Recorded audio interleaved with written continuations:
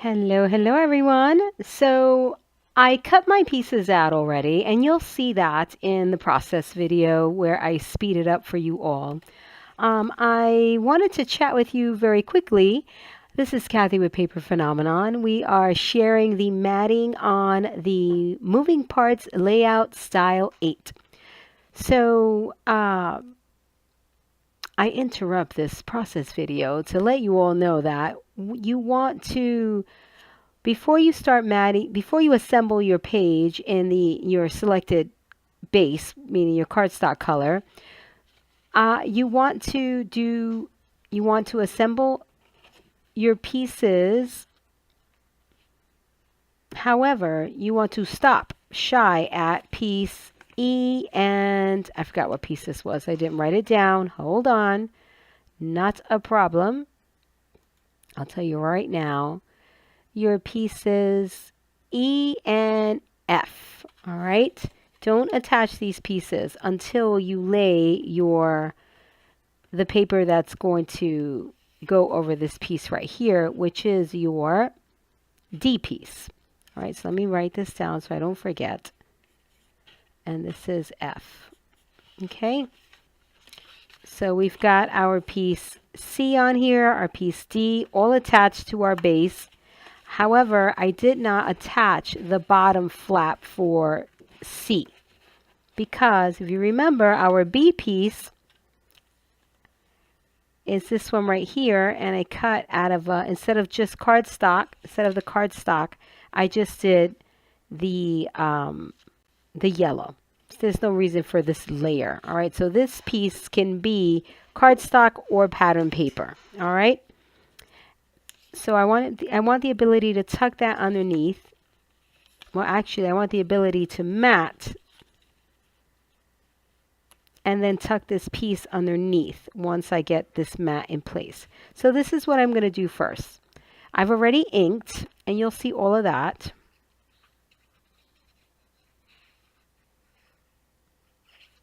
Okay, and this is all I'm going to attach right now because I want you to see the process video, and then we'll talk about how to assemble these pieces right here. All right, and they're pretty straightforward, my friends, I promise, but the video will make more sense if I structure the video in this way.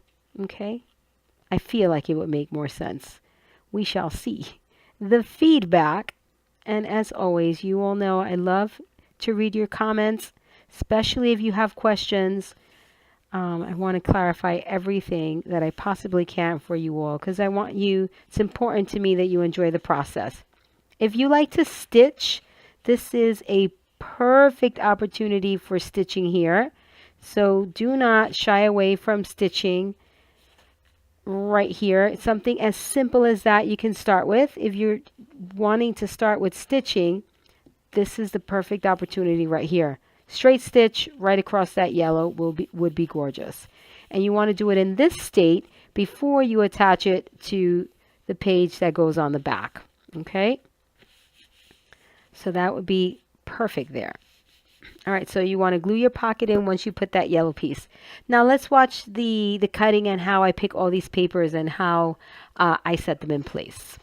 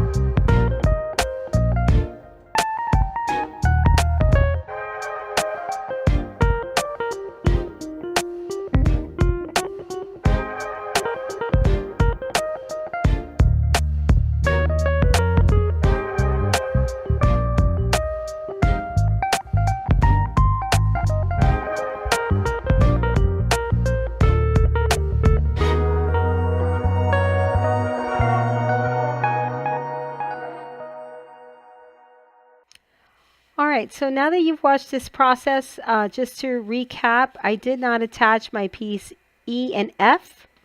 So I'm going to mat first, but I'm not going to glue everything down. Okay? I'm just going to glue at the top, right here. I can always glue later on. All right, just at the top, right there. Because I want the ability to attach my pocket and tuck it under the matting. Okay? I want to tuck that just like so. Right, so what I will do is I will put it in place like that. It's just easier for me than to add the glue and then put it in place because I'm just not good at that. I will make a mess with my glue. And with tape, it's probably going to stick down prematurely and annoy me where I'll have to use, see that? Where I'll have to use undo. Again, it will annoy me. So this takes care of this piece here, right? Getting that down. And then I can go in here and just add my glue around the perimeter, see, and take care of that. And I like to come in from the edges so I can smush the glue toward the inside, and hopefully that will reduce the smushing to the outside. All right, and now getting the glue on the flap here.